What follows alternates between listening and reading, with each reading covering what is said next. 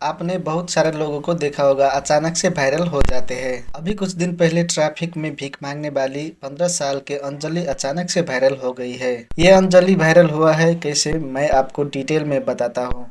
पर मैं आपको बता दूं, इससे पहले एक पेन बेचने वाला लड़का वायरल हुआ था पुष्पा राज फिल्म का डायलॉग बोल के, और आज वो अच्छा खासा पैसा बना रहा है यूट्यूब से। अभी उनके 8 मिलियन से ऊपर सब्सक्राइबर है यूट्यूब पर हर कोई वायरल होके कमाने ही लगेगा इसका कोई गारंटी नहीं है। जैसे कि रानू मंडल को देख लो, अभी उनके मजाक बनाते हैं, और अंजलि को वायरल किया है इस भाई ने।